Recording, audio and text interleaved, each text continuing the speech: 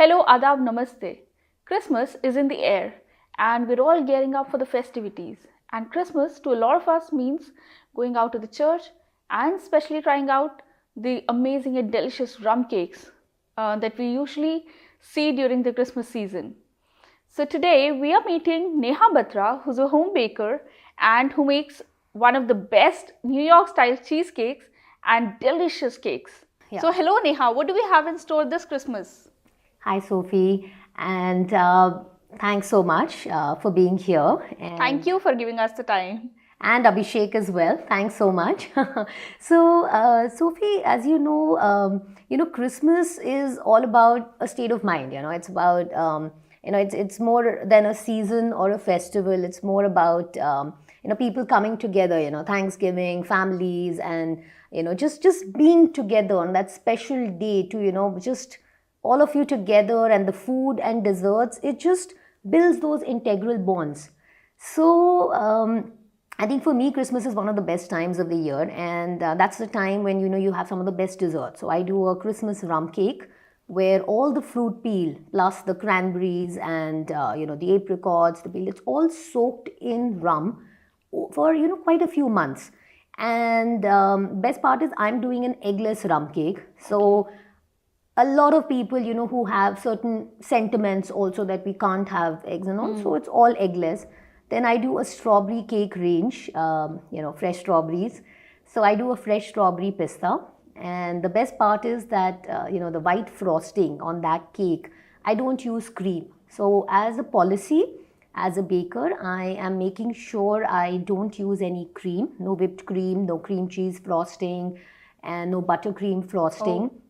So I make my own frosting, which basically makes the cake lighter and, sin-free indulgence. And I also do a chocolate strawberry truffle, a New York style strawberry baked cheesecake, and, dual cheesecakes.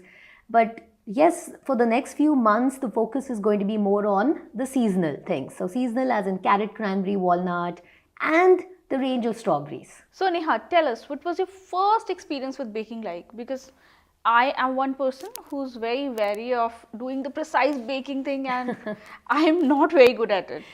So, that's where, so baking, as you've heard, baking is a science. It is. And you must have heard cooking is an art. True. So there's the precision, as you mentioned, the techniques in baking, so that is something, that consistency angle. So I'm an ex-hotelier. And I started off my career with Rambagh Palace with Taj and F&B. And then I moved on, as a management trainee with Hyatt. And I've been with Hyatt Regency Delhi and Leela. But I have been more in the sales and marketing division. But, Sophie, there was always something about baking that intrigued me. So even when I was there amidst the meetings or somewhere or the other, I would try and, just sneak down to the bakery to see what's happening. Or, when they would lay out the buffet, I would always be intrigued that, oh my God, the wonderful flavors, the, aroma that comes from the bakery. The whole thing was something that fascinated me. And I had never anticipated or even thought that one day I would have my own venture. Albeit, I think somewhere deep down that was a desire, but I had not really given it much of a thought. But in 2018, and I was going through a slight, personal issues, and, everybody reaches a phase. And I was just at an aunt's place, and we baked a tea time loaf. Okay. And to be precise, I think if I remember clearly, yes, I can't ever forget that. It was a banana walnut loaf. So a very, if you ask me, a very comforting flavor, and I think there was no looking back after that. I just kept experimenting with flavors. I tried out and I did an orange chocolate truffle, which currently is doing very well. Then I came out with a chocolate biscoff. I came out with a chocolate cherry truffle, a fresh mango, and jars, tiramisu, a lot of things. So I think I just sort of realized that I've discovered my passion. And during the COVID time when I was working with Leela also, and as you know, the hospitality industry and the travel industry was deeply impacted due to COVID. True. And then once they started laying off, I actually took it as an opportunity. And I thought, what better than now to start my venture? So I was in fact just sitting here on this very couch, and I decided to call my venture Oven Tales. And I'm staying here in this army sector in 37, and somebody put it up in the sector, one of the retired brigadiers, that since our sector was also sealed for about a month, that they said, we have our very own in-house theos, our own bakery in-house, so why don't? So I started off baking for people in the sector for their birthdays, tea time, anniversaries. So basically, your first marketing campaign was through a WhatsApp group, Yes, right? yes. And I'm still, I think, word of mouth, WhatsApp groups is one of the most effective, ways of communicating and getting your. And I think it's very personal when you're able to connect with people, because a lot of people are using WhatsApp nowadays, Yes. and it's a great way to reach out. It could be a great idea to our viewers who are thinking of a business idea, and probably they would want to reach out to more customers. Absolutely. I think WhatsApp and, otherwise exhibitions. And of course, we live in the era of digital era. So social media, Instagram, and the fact that, everybody wants to be able to see the product. And I think awareness is very important. Like I being a discerning, hotelier and a foodie myself, and having traveled half the world, for me, it's very important to know what is it that sets that person apart. Like if I'm having a pizza or a burger or even something, I think our tastes have evolved over the last few years.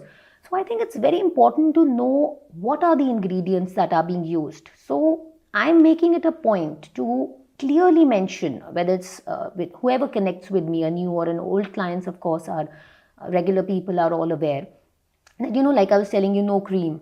I use a Calibu couverture chocolate. It's all about the kind of chocolate you're using, how a dessert can be relatively healthier and tastier without camouflaging it with a lot of other ingredients. Right. Like no colors, no essence, no fondant at all. And so I think that's the whole thing, that you want to simple, but when you taste it, you just are focusing on the flavor profile. Right. So that was my goal, is my goal too. So what makes your products different from, let's say, any other baker? I think specifically the fact that, of course, everything is freshly baked to order. And, it's personalized delivery that happens via my own car and driver within Noida. But otherwise, to Delhi and Gurgaon, we have a tie-up with Pidge as well as with Uber. And eventually we will be, because we've been told by a lot of our clients that, I think high time that you now register on Swiggy and, Zomato as well. But specifically, like a lot of other bakers and people, they end up using, like you said, every goal of a business is cost cutting, profit making, which is fine, which is the thing. But I think you should never compromise on the ingredients. So for me, it is even the sugar content that I'm putting in any of my cakes. Okay, I make sure it's not overpowering the natural flavor of the cake. So my idea is that give them the taste without them feeling that, oh my God, I've had something, oh my God, I need to immediately exercise now. Oh God, what have I just ended up happening? Not to be thinking about the calorie intake. So are you trying to say that your cakes are healthier than probably the ones which are available? Oh yes, absolutely. Because like I mentioned, I'm not, see, if you're using whipped cream or if you're using anything with colors in it or fondant for that matter, which is extremely harmful because it is nothing but sugar paste dough. It's like Play-Doh, the kind of Play-Doh that our kids, that we used to use as kids and play around with, or for that matter, buttercream frosting. Now, anything with a lot of butter or cream or sugar or anything like a donut also, which is deep fried, or with a lot of, like I said, sugar, butter and this, it is definitely going to take away from the natural flavor. Not to say that a croissant or a Danish doesn't have, there are times when you just really crave for that croissant or that Danish, so you do want to have that too. But my logic is that if I'm giving you a fresh strawberry cake or if I'm giving you a chocolate strawberry, I'm giving you actual melted chocolate along with, say, the Baileys mixed in it and the Baileys Irish. I'm not putting any essence, I'm not putting any sugar content or anything. So I'm just giving you natural taste in the cake. So that's the basic difference, I would say. Yeah. So, moving on, the name Up in the Air, which is the name of your venture, it also has a very interesting story behind it. Would you like to tell our viewers about it? Yeah, sure, absolutely. In fact, every exhibition I visit and I set up a stall, everyone comes to me and asks me, "Oh, why Up in the Air? Are you a fan of George Clooney? Because of the Hollywood movie." And I'm like, "Well, yeah, of course. I mean, who's not a fan of George Clooney?" But it's also because, Sophie, like I was mentioning, it was called Oven Tales before. But I was traveling last year, and on the journey back, I had upgraded myself, and I was sitting next to this lady who was a corporate head, and we just hit it off. Sometimes it's destiny; you just hit it off with certain people. And I was just showing her, my logo, and I was showing her a couple of the cakes I'm doing, the images, and while we were sitting and chatting, and I actually got one of my largest orders till date while I was in the plane up in the air. So 2 days later, I executed all the cakes for her order, and my driver bhaiya and I, we went across to her place in Mansing Road, delivered it, and then the message that I got the next day from her, I think that said it all, that I'm so glad that I met you and I placed this order. So I think it's a lot to do with the trust, the faith, and she could sense that passion in me, because I was a complete stranger for her. I mean, of course, now we're in touch. She's ordered from me quite a few occasions as well. And even though now she's relocated to Bombay, but she's still in touch. And she was very happy when I renamed the brand, and it's trademarked as well now. Okay. We had the brand name trademarked too. So I really believe that, it's these chance encounters that can somehow sometimes lead to the most memorable events. So that's True. basically how the name Up in the Air came about. So, you were talking about delivering and executing your biggest order till date. Yes, one of my largest One of orders. your largest Yes. order. So, what was the feeling like? Were you nervous? Were you confident that yes, I'll ace it? And how did you go about completing that order? I'll be very honest, Sophie, I was very nervous because, like I said, that was one of the first few. I mean, now after that, we've dealt with, orders of 50 jars, return gifts, Diwali hampers, Christmas bulk orders for corporates, embassies. So now one is sort of more used to that. But that order, yes, because they were jars and cakes going as return gifts, and to a certain segment of things. So my reputation, which was just, the brand was just the thing. True. So I was nervous. I was putting a logo on every box and making sure everything is, thing. But I think it was all about planning. And I made sure. I think my mom was. She's always been a real brick in a support and still is. So I think we just sat down, and we are old school that way. So no Excel, no laptop concept. We just took a notepad and decided, okay, these are the cakes. This is the ingredients we need. This is the time you need to start. So I made sure I made a real early morning start, which I still do, depending on the number of orders in a day or what one needs to execute. That's why I prefer to take orders at least an evening or a day prior, because I like to bake fresh only on the day of the delivery. So I'm Right. giving people everything completely fresh. The cake is also baked that morning itself. So yes, a lot of planning and a lot of execution, but yes, fingers crossed, everything goes off smoothly. Right. So that's the best part. So, how do you think this enterprise of baking has brought in financial stability in your life? To be very honest, I think more than the financial stability, I would say it's brought in, this sense of calmness and peaceness. As you know, baking is extremely therapeutic. I think it's given me that identity. It's given me a chance to pursue my passion. And I really believe that anyone out there, whichever, whatever dreams or desires you have in whatever this thing, I think you should just go out and, really. And I think I'm just very fortunate that I do have my, support of my parents and my, close family and this. And financially, yes, I'm definitely being able to sustain myself, and I'm very happy that people are getting to know about the brand.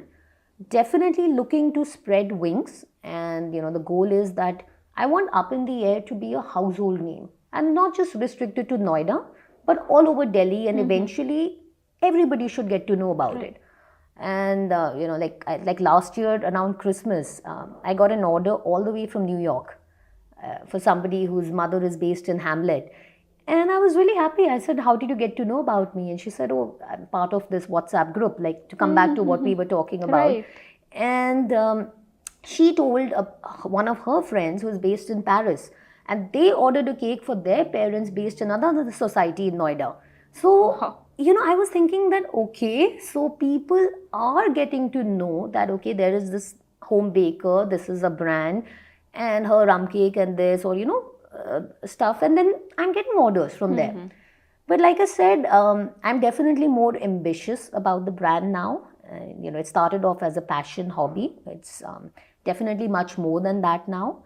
And the goal is to make money while serving, whipping up magic, and making sure I have that chance to interact with people. You're right. So I'm really looking forward in another couple of years to be having tiny boutique bakery where I get this opportunity, that people are coming in and whatever they wish, and I'm right there, I'm right there to interact with you and bake for you and serve you. So that's the goal. Yeah. So you're a one-person army who's running this entire home bakery system, and who are the people who help you the most? So I do have an assistant now, and because especially when it comes to peeling, cutting of the mangoes, like especially on days like Mother's Day, or when you have Father's Day, that's when the mango season is on. So you have back-to-back cakes going. Right. So I need somebody to of course be there to cut. So I do have an assistant who cuts, chops, and we do savories as well. So for all that, then of course I have my driver bhaiya as well who does all the deliveries and assists me at all the exhibitions we do. So I take part in the Radisson exhibitions, all the societies. Recently did one at the corporate hub as well, and the embassies as well. So definitely there is somebody to help me with the boxes and the assembling of the stuff. But the actual baking is something I prefer to do all by myself. Yes. So you were talking about, taking the brand all across Delhi. Do you think it is possible to do so as a single person? And how do you think you can scale it up? So, Sophie, that's the thing that that stage is definitely going to need more manpower. I'm going to be very realistic about that because when you registered on platforms like Zomato, Swiggy, then you need to have a lot more items ready. You need to, of course, have be doing things on a larger scale. So one person cannot be executing so much. So you do need to then have somebody to constantly be assisting you, constantly there. But all the bakers that I know also who started off, in the very beginning, you have to do a lot of things yourself. It's a hands down True. thing, and your presence there. Because one thing I'm very clear about that, once whether it's from home right now, once the bakery comes up, 10 years down the line, when Up in the Air is a household name, I'm hoping sooner than 10 years, and or otherwise, I'm always going to be there, because it's like, I think what people really want is that to feel that connection, and I want to be a part of it. I'm never going to just let somebody else do it. I'm Right. always going to be a part of it to make sure there is never any compromise on the ingredients and the love that I put in when I'm baking. But yes, of course, we'll definitely be increasing the manpower as the Great. brand grows. Yes. Okay. So also when we talk about desserts and cakes, we also know that Indians love their meetha, which is basically gulab jamun and gajar ka halwa, especially in winters. So how do you think these desserts, cheesecakes and cakes they will stand in comparison to your traditional gajar ka halwa. Oh, I love that. Now that you mentioned it, I think I'm craving for gajar ka halwa too. Sophie, I think, it's December, Jan, February are in fact the wedding season. And so definitely, the season plus the weather does call for that, homemade gajar ka halwa or that Right. gulab jamun with that piece of pista in the middle. So I don't think there is any competition between desserts, or between, for that matter, any entrepreneurs or any bakers. It's live and let live, and it's like so. I think there's always an audience, and there is always a consumer base, and there is a need. There are times when it's a birthday or an occasion or a promotion or any celebration or even just a dinner party. I've come across clients who keep the halwa, okay, or they will keep a kheer along with the cheesecake as well, or along with the chocolate dessert. So I think it's about suiting everyone's palate. And people will actually have both. People will have both. Yes, yes. They will end up savoring both of them, and this is the beauty of our Absolutely. country, that Yes. we love to mix our gulab jamun with ice creams. Oh, And yes, the diversity in people and food and flavors. I think that's what makes our country really special. true, that is Yes, very true. true. So Neha, thank you so much for your time. It was lovely talking to you. Pleasure. This was Neha with us at India's Business Legends, whose eyes light up every time she mentions a food delicacy, a cheesecake, and every time she's talking about the process of baking it. Stay tuned as we bring in more stories for you.